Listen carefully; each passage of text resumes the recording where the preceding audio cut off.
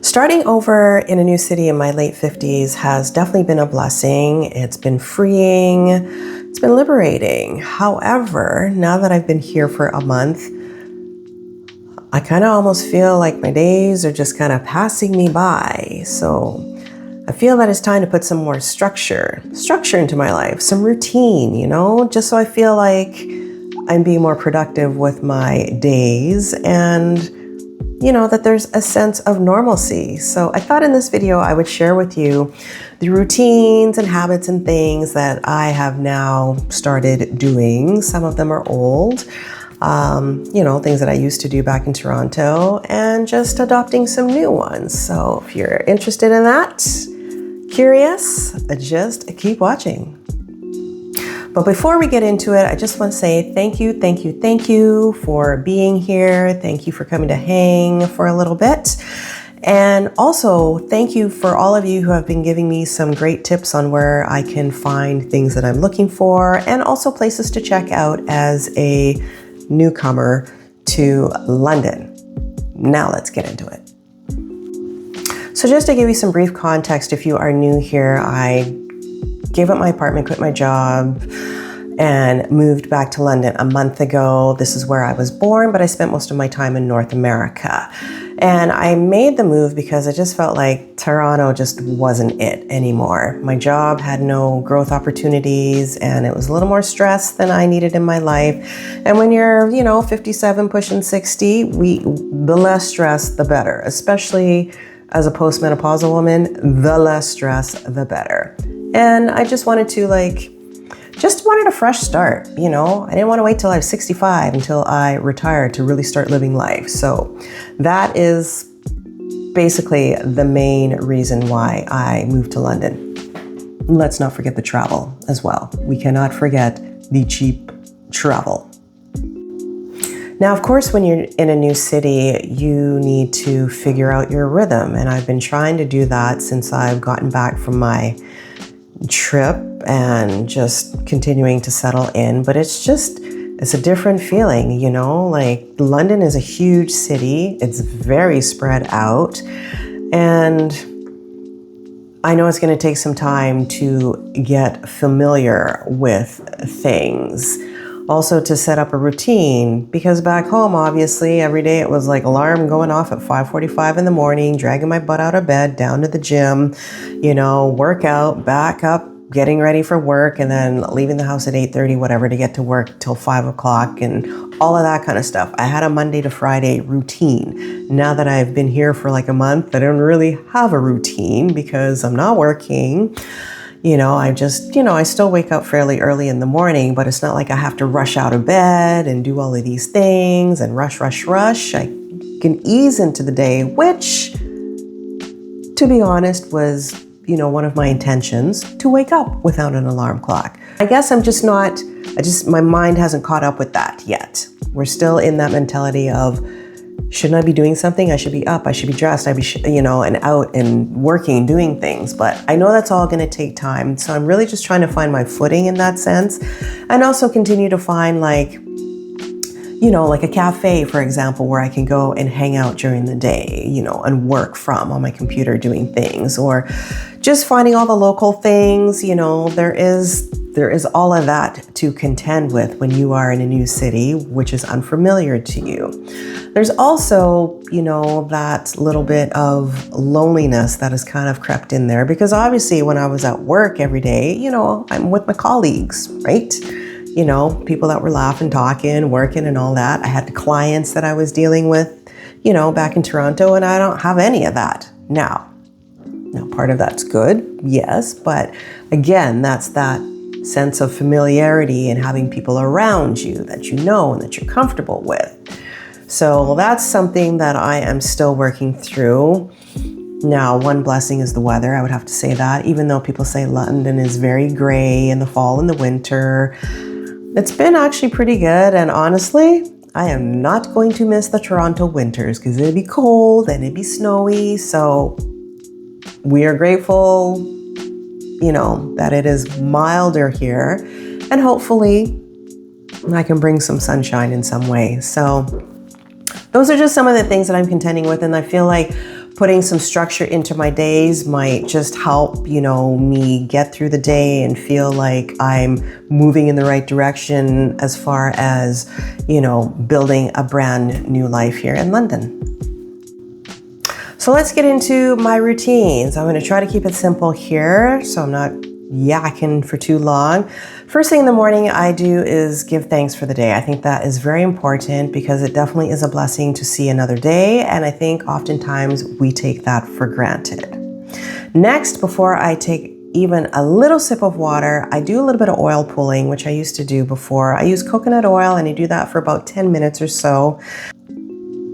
It's good for gum health, and it helps to remove any bacteria from your mouth, because when you are sleeping, your body detoxes and all of that stuff comes up in your mouth. So that's why I do the oil pulling and brush my teeth before I take a sip of anything, because I don't want to be swallowing down all the stuff that came up overnight.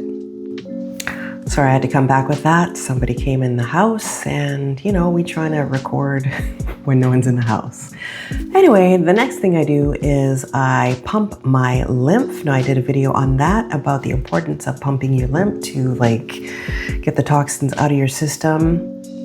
And one thing about oil pulling I forgot to mention is that do not spit it down the drain or in the toilet. It will solidify. So I spit mine in a plastic bag and then keep it in the freezer. And at the end of the week, I will then throw it out. And after that, I'll come downstairs and prepare my creatine. I've been taking creatine since September, I think. One of the things I love about it, it is good for brain cognition.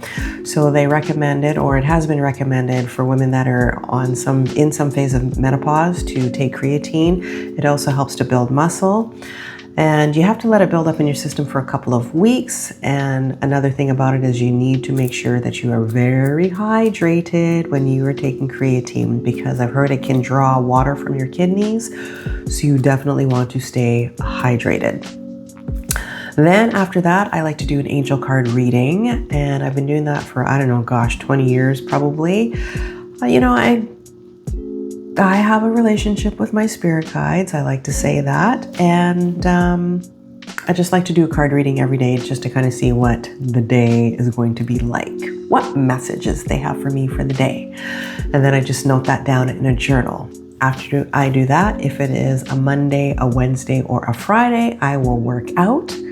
Now, I don't have access to a gym and we're not paying for a gym membership, so I'm using my body weight, doing some calisthenics, push-ups. I have some stretchy bands, I have a yoga mat, and I have this other stretchy thing with handles on it. And that is what we're using to work out in the interim. You can get a good workout with your body weight, so that's what we're doing.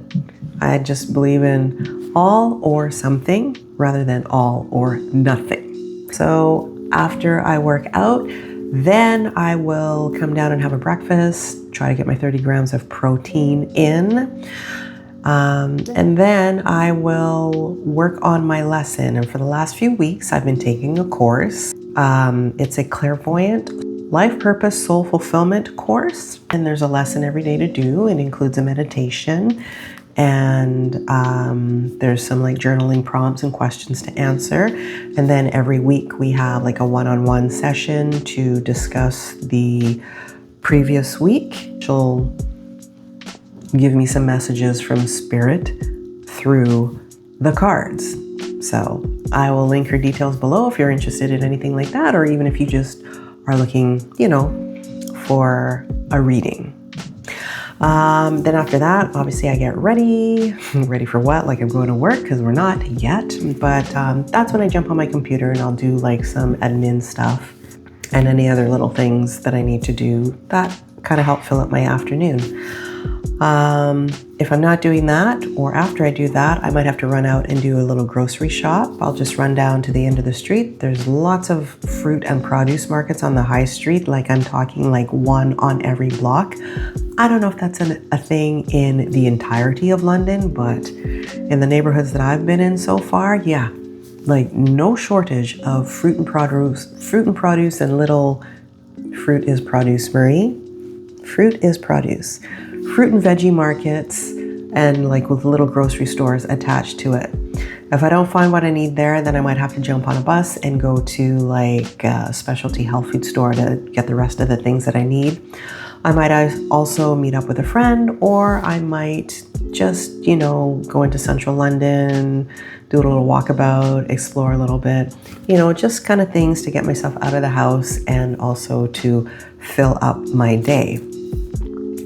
Then it'll usually be dinner time. So then I'll just come downstairs and make a dinner again, trying to hit 30 grams of protein. And after that, I'll just like chill out for a little while. I'll probably do some scrolling on YouTube and IG just for ideas and inspiration.